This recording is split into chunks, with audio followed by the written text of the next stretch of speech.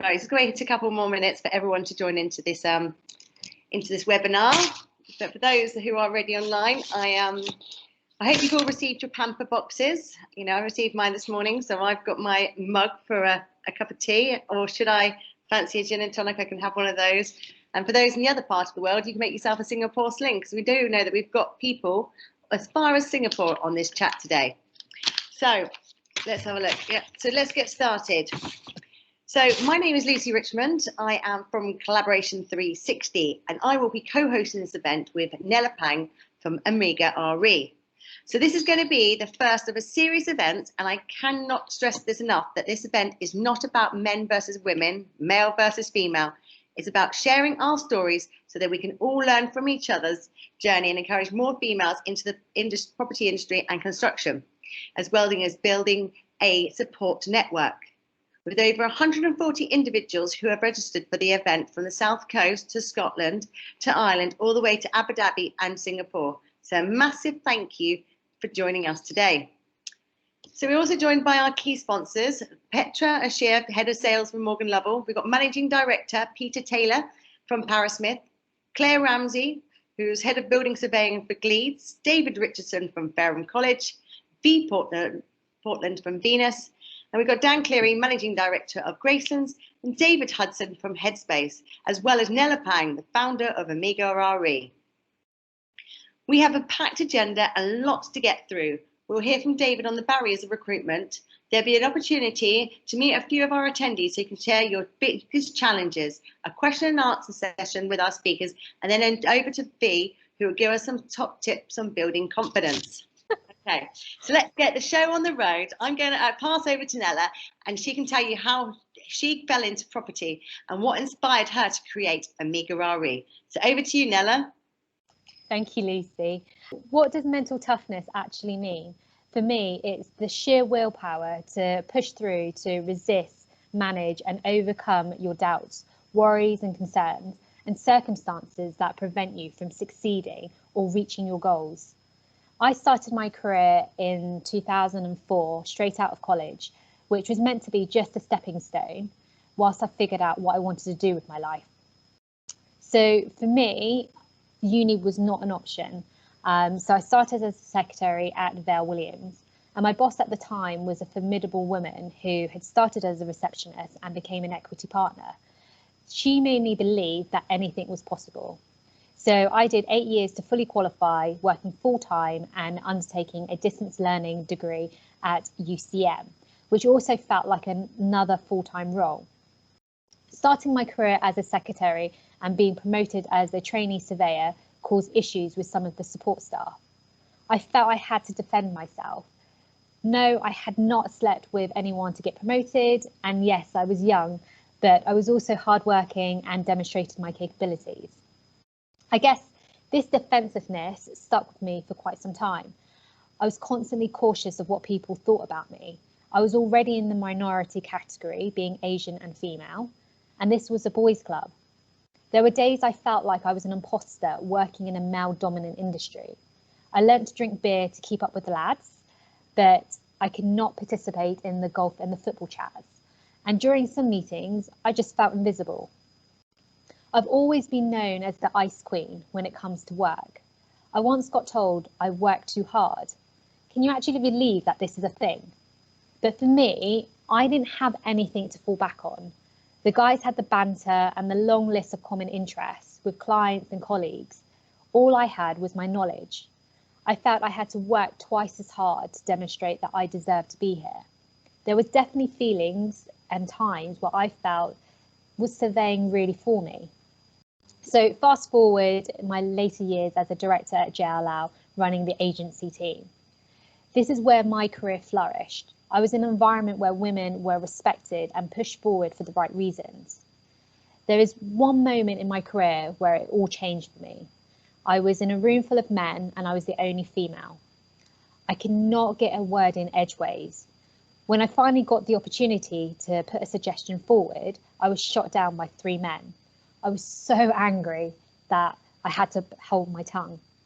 When the meeting ended, I stayed behind and presented my facts and backed it up with evidence. This resulted to us being appointed by the client. So from that day on, I realised I cannot compete with the boys. I know what I know, and knowledge is power.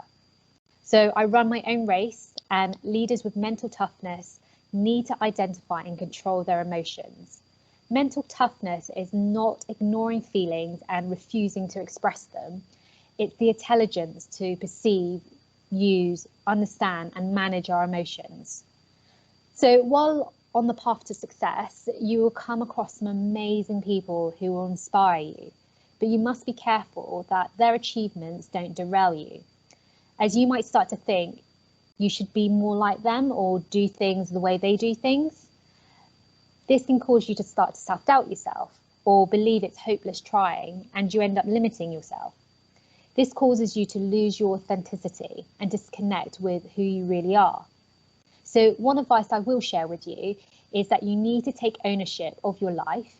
You may not have much control of where you've come from, but you are complete control in where you're going. So I've since left JLL and launched Omega RE in December 2020, following maternity. I'm fully embracing vulnerability, and so far it's working out really well. I previously thought I would have to choose a career or a family, but I found the perfect work-life balance. I was fearful that whether I could do this on my own, or particularly because I've worked in the corporate world for the last 16 years, but actually my first client was JLL. Some clients followed me, some did not. And today I fully accept that you win some and you lose some. And it's nothing personal, it's just business. Creating Omega RE and the brand that I believe in has made me fall in love with surveying again. And I hope me sharing my story will provide you a little bit of comfort that we can all achieve what we set out in our minds to achieve. Thank you. Thank you, Nella. Thank you for sharing your story, and I'm sure many of us can resonate with similar situations. Now I'm going to hand over to David from Fareham College to share the barriers of recruitment and how we can work more closely. So over to you, David. Richardson, I'm the Director of CMAS, CTEC and Construction at Fareham College, and work very closely with Dan from Gracelands, who's one of the sponsors today. If you go to the next slide for us, please, and I'll just show you. Yeah, so we face a multiple amount of challenges recruiting females into the construction industry through either full-time education or even through apprenticeships, traineeships, or what we class as short upskilling courses. So the image of working in construction is a very stereotypical type. It's a male-dominated area, and the biggest barrier we have and we come across is parents. Parents with their daughters who are interested in construction are normally put off by the parent because it's not a clean industry. It's a trade industry, it's a trade skill industry, and they are put off. And the vision of a parent within construction is very narrow-minded. It doesn't realise that you've got the likes of the property maintenance, the facilities management, the QSing, the architects. It opens up the doors to HE and higher education and universities and degree apprenticeships now. They just see construction as a very groundworks, bricklaying, carpentry, painting and decorating, plumbing, electrical, and that's all they have ever seen it.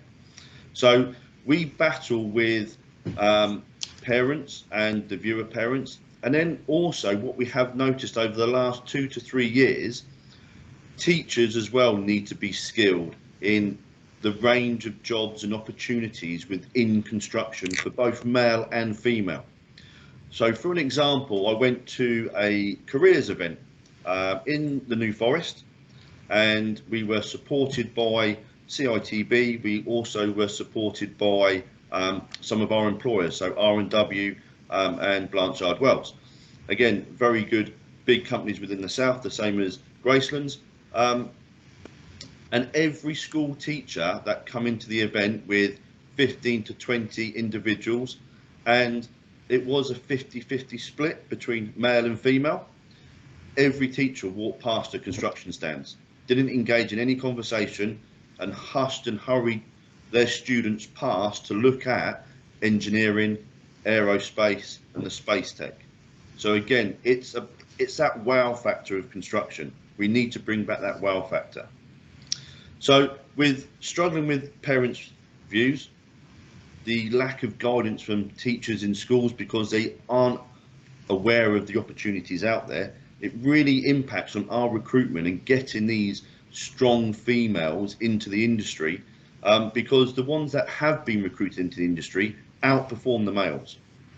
They do outperform the males, and it's not about outperforming, they just approach it in a completely different matter, and they are set and very driven, which is great for us as education, it's great for the employer. We just need to utilise them as ambassadors. So we've tried using, recruiting to women only days, women in engineering, women in STEM, women in construction.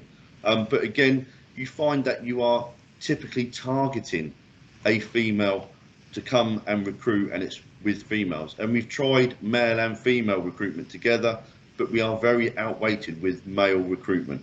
And again, it's that mindset we need to shift. And we haven't got all the answers. I haven't got all the answers, but again, we are linking slowly with more and more employers, and we're starting to change the mindset of certain schools in our area and the vision going out.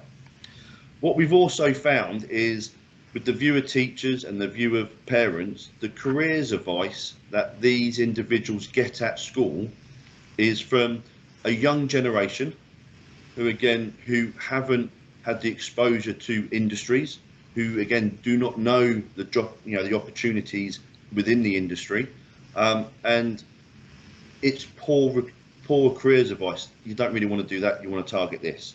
You want to go down hairdressing, or you want to go down engineering. There where the market. If you look at our local market intelligence at the moment, we've got, I think it's 111% growth in solar power engineers within the next 5 years. We're not going to fill that with male workforce. It needs to be a combined workforce. We've got a massive growth, I think about 95% increase in facilities management. Again, that could be an area that is very attractive because it's a completely different sector within construction. And then that leads on to the type of courses that colleges provide. And this is not just Fareham College, this is every college across the country will have literally 6 courses, all focused on careers within carpentry, brick, and it doesn't attract the individuals. It doesn't attract females. So we need to be putting on drone technology, QSing, level 3 civils, and give it that wow factor again. Construction needs to have that wow factor. And I can see Lucy looking at me because I'm at 5 minutes. So that's it. But again, I'd welcome any questions later. I think you're on mute. Thank you, David, for that insightful piece. Yes, I was muted. Hear you me ruffling the papers in the background.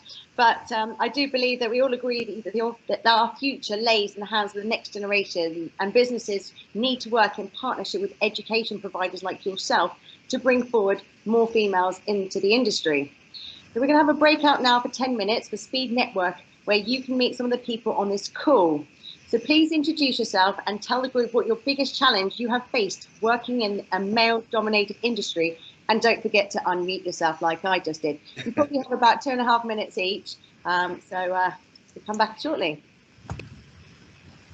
But what an incredible session. I managed to pop into a couple of rooms.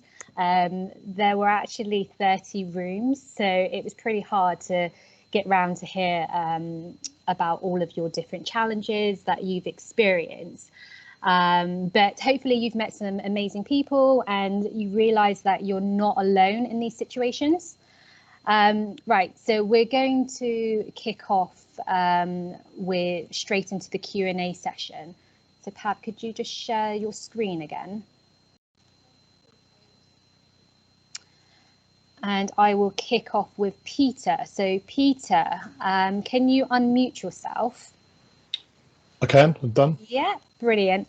So there's been some really great inspirational stories this week, but some negative ones.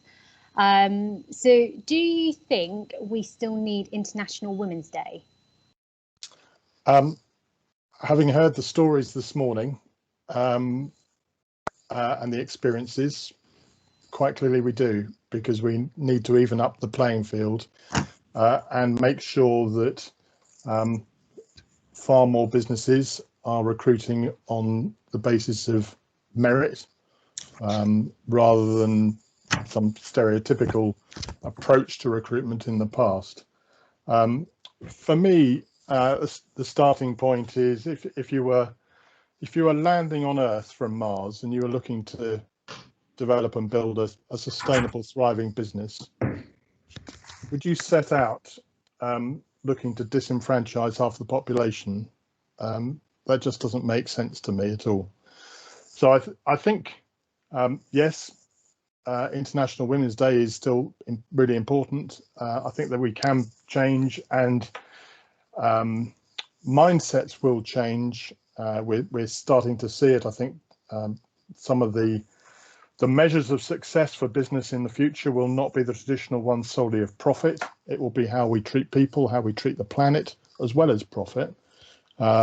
So the economy will rebalance. It may take a little bit of time, and events such as this, in terms of raising awareness, are hugely important. So congratulations to you, Ned, on that.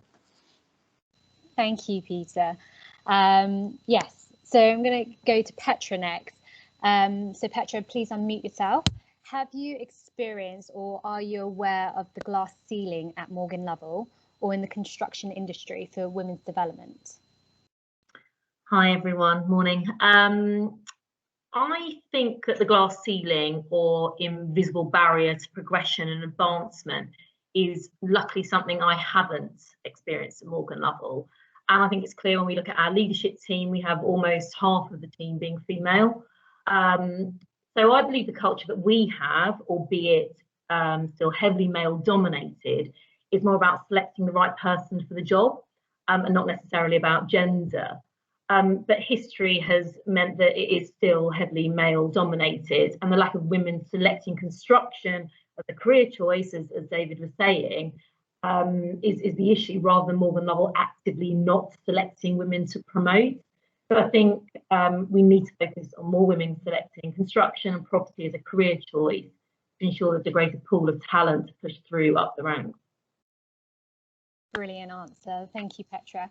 So now over to you, Claire. So what is your view and experience on the negative comments that women are only getting promoted to meet the diversity agenda? Morning, everyone. So I would say, in my experience as a woman, you generally have to work harder, be better, and fight to get promoted. So I haven't had any experience of a woman being promoted because of any diversity agenda. I have been fortunate to work at companies where the balance between male and female has actually been a lot more equal than general industry standards. I have heard negativity with women being promoted, and my view is that we just need to challenge. We need to challenge this negativity. It shouldn't be allowed to just go unchecked. So yeah, I think, and also I think that groups that are set up to promote, you know, women becoming leaders in the property industry, it needs to be both male and female that are in these groups. And you know, my role at Gleeds, I have to say I haven't had any negativity, or I haven't had any comments about, you know, being promoted to lead the team. So I think we just need to challenge it and just make sure that it's just not allowed. Yeah, absolutely agree there, Claire. Thank you. So Peter, over to you again, because just following up from Claire's answer. So with many companies setting diversity and inclusion targets, what do you think businesses can do to ensure they're hiring or promoting for the right reasons and not for the sake of just trying to meet a criteria? I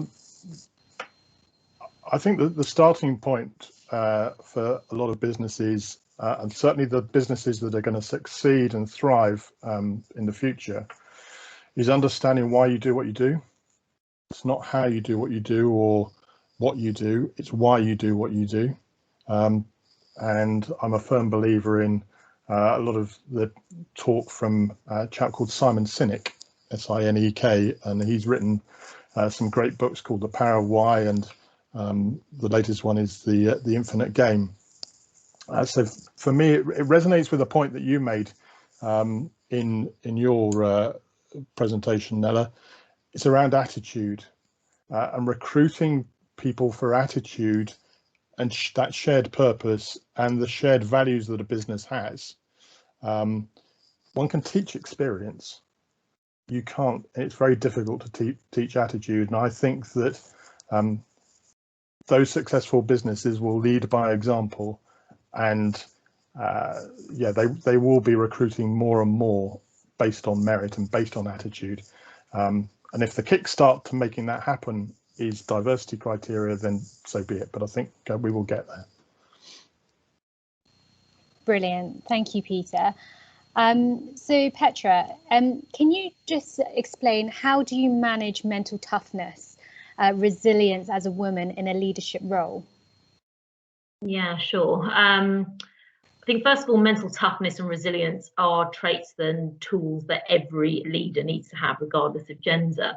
I guess where I've gained my resilience is through experiences, some negative, others positive, where now I feel I can pause before I will react. And believe me, I'm still learning to do that. I don't think I'm the finished article by any stretch of the imagination. And my 2 teenage sons definitely assist me with any kind of mental toughness I require. But what I think I draw upon as a woman and as a leader are my communication skills and my ability to be a little open or maybe demonstrate some vulnerabilities. And I know that you were saying that, Nella, you know, there is a vulnerability that needs to be shown at times.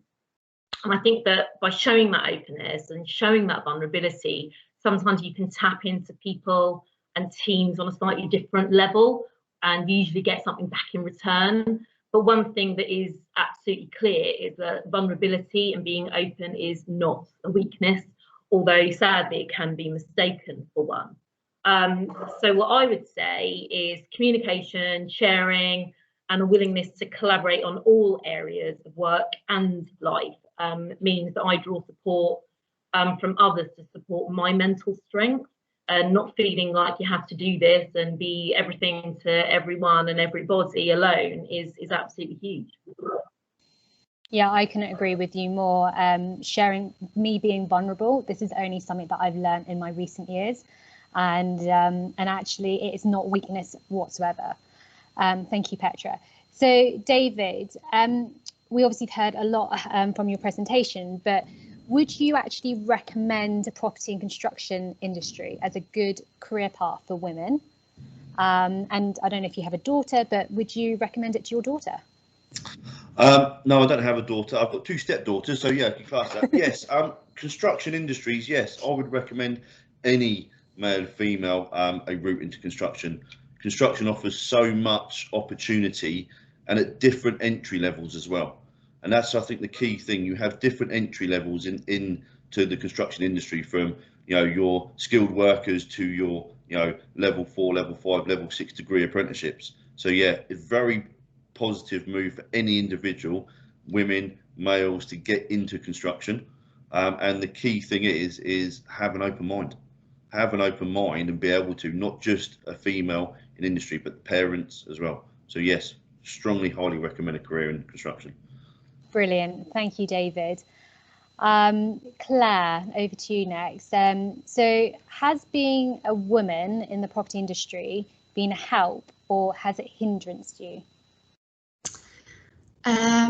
Both is a simple answer. I can't deny I've had an overwhelmingly positive experience, I would say. However, I can't deny that there have been negatives. Generally, I think that you get a little bit less automatic respect as a woman. So as a building surveyor, you know, I have to meet various people. I do negotiations, and it is male dominated. So generally the person on the other side is a man, and you just don't get the same automatic respect as a woman, and especially as a younger woman than a man. So you have to work that little bit harder to gain respect. also, there's no denying that there is a boys' club, and if you want to fit in, you have to become a little bit of an honorary boy if you want to go down that route. However, I definitely have had positive experiences being a woman, and actually following on from what Petra was saying, it's definitely my feeling. It's communication, and I just think it's easier to build rapport. So I have found that people definitely open up to me more than they would to a man, which has definitely helped. So, you know, being a building surveyor and trying to find out, you know, what's wrong with a building, for example, people will just talk to me and open up and tell me a lot more than a male counterpart. So yeah, and also at Gleeds, I've recently joined Gleeds, and I've definitely found that being a woman has definitely helped my role. I think it's appreciated, my kind of maybe more creative approach to things. So yeah, definitely a bit of both. But it's not all negative. I think there's definitely positives there. Brilliant, thanks Claire. No, I absolutely agree with you about trying to fit in. As I mentioned, I've learnt to drink beer to keep up with the lads, but now I'm trying to learn to drink wine to keep up with the ladies. So, and as you all know, that I'm not very good with wine. So, Petra, so what is Morgan Lovells doing to encourage more women into the world of construction? Okay, so for those that do or don't know, Morgan Lovell is part of the Morgan Stindl group. So we have a foundation programme that covers both Morgan Lovell and Overbury, so that's our fit outs division. So one of the things that we're kind of doing to shape our future, if you like, is the foundation programme, which is a massive emphasis on raising awareness to young females at grassroots. So again, connecting with what David was saying, going into schools, going to colleges rather than construction specific institutions, and talking about the wealth of opportunities available to them within fit out. And it, you know, my world is super exciting. We do some awesome projects with some awesome clients, and trying to demystify the stereotypes in construction. So instead of women thinking they need to be on the tools, we talk about the different roles there are being a main contractor. I think more recent research, the industry of construction as a whole has around about 13% female workforce. So as a result of raising awareness of career opportunities, our 2019-2020 foundation intake was just under 40% females, which is great. I think the kind of caveat to it all is we maintain, and I am a strong believer in recruiting the right person for the job and not just ticking a box because of their gender, but we absolutely have to and are committed to encouraging a far more diverse recruitment pool to attract our future leaders, for sure. That's brilliant, Petra. I absolutely agree that we can't just be putting a woman in for the sake of just meeting that diversity agenda, and it has to be for the right skill sets. So Peter, just over to you again. Do you think the skills to be a good leader are changing? In short, yes. I think as others have touched upon, it's about being authentic and being willing to show vulnerability. So for me, certainly over the course of the last year, as a shielded individual, having undergone a kidney transplant 16 years ago, I have been managing Paris Smith very much from home. So we've got 260 remote offices at the moment. But showing and demonstrating that I'm finding it as tough as anybody else to get through the pandemic is hugely important. I think showing a willingness to be empathetic and to listen, and the way in which I approach life as a leader is that it is a privilege to serve, and I'm serving all the people within Paris Smith in a way that is seeking to enable them to be the best versions of themselves. I think in the past, leadership has been far more about being the big boss, the autocratic boss, and everybody should follow me. Actually, it's more you're the custodian of the brand of the business, and trying to keep everybody working towards that common and shared purpose that I talked about earlier on, those shared values, but very much being the person at the back of the pack, and helping people to go along the path together as one team. So that's my approach to leadership. Yeah, I'm a massive fan of you, Peter. Like, if you are my boss, we need more of you, more like you in the construction industry, promoting and supporting, especially women on our path, but obviously just creating that equal opportunity, really, and unbiasedness. So thank you very much. David, so obviously we've talked about getting more women and females into the industry, but can you just tell us how important is it to have a mentor to support someone's career development?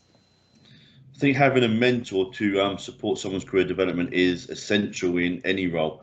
They are most probably the driving catalyst in that person's personal and professional growth, to be fair. And again, if you get the right mentor in place, they'll instill the right behaviours, the core values for the business or the company, and also the industry.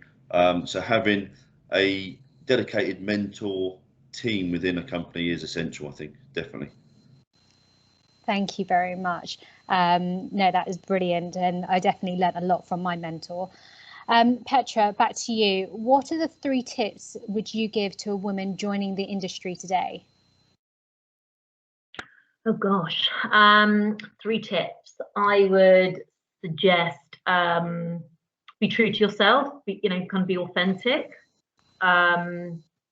You need to be resilient. It's not always going to be an easy journey. There may be some bumps along the way, so you need to build on that resilience. But also, you need a support network, and that is to encourage both a network of men and women in equal roles, more senior roles, so that you feel supported along the way. Because my career has taken some different twists and turns. Whose career is ever from A to Z as a clear path. I think that you need to have resilience and a network and strength to be able to get through that, whatever industry ultimately. I think they would be the key tips I would have. Yeah, I absolutely agree with you. It's about pivoting, isn't it? And learning to not keep still and just finding the next opportunity. Thank you, Petra. Claire, so what are the 3 things you need to progress as a woman in property and construction? What would you say? So I think that probably these have already been touched on, so I'm quite kind of reiterating, but yeah, I think 1, that's just be yourself. Don't try and act like a man, all the typical male traits. You don't have to do that. However, you do have to be confident, and you have to be confident in yourself. You can't limit yourself. I think that females do limit ourselves. It's almost like in our minds sometimes that you think that you can't get to that leadership role because of whatever reasons. And definitely I agree with what Petra said about surrounding yourself. You've got to have the good support network. You've got to surround yourself with people that are going to lift you up and support you. And that's definitely what I've got at Gleeds. I feel like a totally different person at Gleeds, if I'm honest. Like, just the support is just amazing, and it just feels like there's no, there isn't that glass ceiling. You can just go, you're appreciated, and your difference as a woman, being a bit more creative, and the communication skills, they are appreciated. So yeah, definitely everything that everyone's already said, but definitely if you're not getting the support and you're not feeling respected, then you can move somewhere else that you will, or challenge. I think it's a bit of both. Brilliant. Yeah, absolutely. It's about taking control of your journey, right? I think there's so many opportunities where you can work anywhere from around the world, that you're not limited to staying in a career for I guess 10 years or whatever it is. So yeah, brilliant. So my last question is over to David, because I know that there are a few students from UCM or from Fareham College that are on the line. So it'd be really interesting, David, if you could just tell us what your advice would be to give someone thinking of starting a career in the property industry. Well, as you heard from the last hour nearly, there's some very inspirational. There's a lot of inspirational people, and especially strong female people on this call. It's to be very open-minded. Look at your career at your end goal, not at your starting point, but where you want to end up, and then from there, making sure that you are getting the right advice from training providers, from the work, and do your research, and don't be afraid to challenge the norm, if that makes sense. Don't be afraid to challenge questions that a lecturer, a manager, myself would give you. We expect to be challenged. So challenge, it's your decision, it's your career, and you've got to enjoy what you want to do, so make sure it's right for you. I love that, challenging the norm, don't settle for mediocre.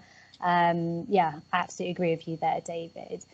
Wow, so that comes to the end of our Q&A session. So a massive thank you to our speakers for their key insight into the field and some great inspirational takeaways. So to close, we are now going to hear from Vi on top tips to build confidence. So if you can just unmute yourself, Vi, that would be fantastic. Hello, I'm Vi Portland, think c'est la vie, and I'm a confidence coach. I run a community interest company that teaches children, young people and women how to feel more confident and happier in themselves. So it's lovely to have been asked here today, and I found it completely fascinating. I grew up in the building industry. My dad was a builder, and also he had a delightful hobby of buying derelict houses. So I literally did grow up in building sites, because he would buy the derelict houses, build them up, make them lovely, and we would move to another derelict house. That was quite some time ago, and there were no women that I knew of in the industry. So I think it's incredible that there are so many of you here talking today. It's brilliant. I've got the chat open as well. If anyone wants to ask any particular questions, I will try to answer them immediately. But listening to you all today, it's been one thing that keeps coming up is I've just tried to be like one of the lads, and I can understand that. That's we want to fit in, but the strength is in being who you are. I think it was Petra that said, be confident in who you are, and that's what you need to be. It's about changing perspective of the things. There are some of you that have mentioned, I don't think I can get to that point. There's challenges to get to leadership roles. There's challenges to do this. And we're focusing, as women especially, we tend to focus on what we're not doing, what we can't do. Flip it, go the other way. Think how amazing it is that you are where you are right now. You are not one of the few people in the construction industry, and being one of the few, you can feel quite isolated. But instead of thinking, I'm just one of a few, there's not enough of us, change the wording. I'm not one of the few, you are one of the leaders.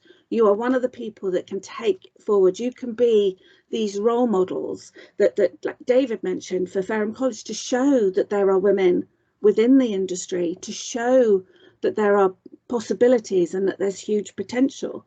So choose the language that you're using and try to value what you're doing, because what you're doing is incredible.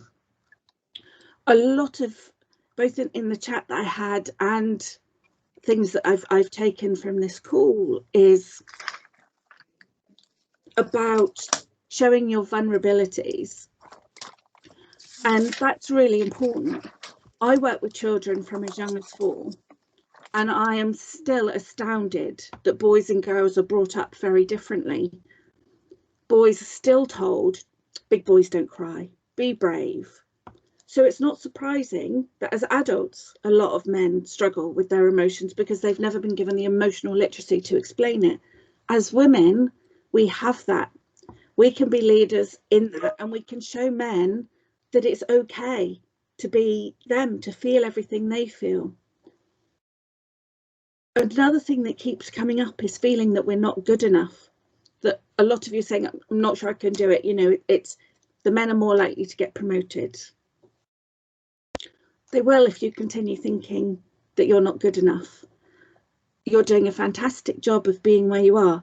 But what I would like all of you to consider doing, have a think about it. I can't see, I'm trying, first time I've used my laptop for a team, so I'm reticent to press any buttons, but I can't see any of you at the moment. But what I would like you to know is, how many of you are willing to make a complaint when you're out at a restaurant, you know, in those days when we could go to them, you're willing to make a complaint at a restaurant. Now, I'd imagine that a lot of us are far more willing to go, yeah, don't like something.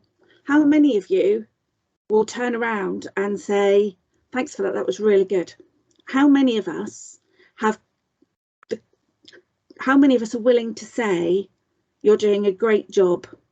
And I think this is something that we need to do. It's hard to pay compliments when you're not used to doing so, but make it standard for everyone. You know, so tell the women in your team, tell the men in your team when they're doing something good. Don't just give negative feedback, which is what we all tend to go to, because we assume that people know we think they're good. We assume that people know that we think they're doing a good job. But in reality, most of us only hear the negative things because they far outweigh the positive. So make it part of your industry, of your lives, really, to compliment people, to tell them that you appreciate who they are, that you appreciate what they're doing. I will give you an example. Years ago, it was completely and utterly my fault. I forgot to renew something with the council, a card I needed. And I went in and I said, I'm really sorry. I know this is my fault. My card's run out today, you know, so please don't hurry. I know it's entirely my fault. I got my card back within 2 days. So I phoned them to say thank you. I got passed around to everybody in the department because no one had said thank you to them before, but they get complaints every hour of the day. And that's something we need to do. We need to make positivity, encouragement, compliments part of what we do, and don't assume that everyone knows what we think of them. So make that part of it. One thing I suggest schools do, which and with my one-to-one clients, I also suggest they do it in their workplaces, is have a kindness wall. Put post-it notes up so it can be anonymous, and just write, you know, Nellie, you're fabulous. You really made me smile today. You know, Tamsin, you're fantastic. You did a great job on that account.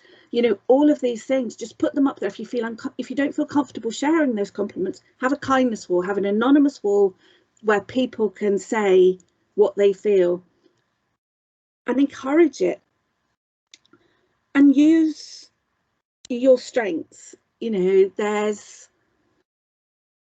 listening to you talking about showing your vulnerabilities, your authenticity.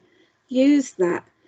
You know, it feels really vulnerable sharing that you feel vulnerable. You know, we're used to being told to hide it away, but don't.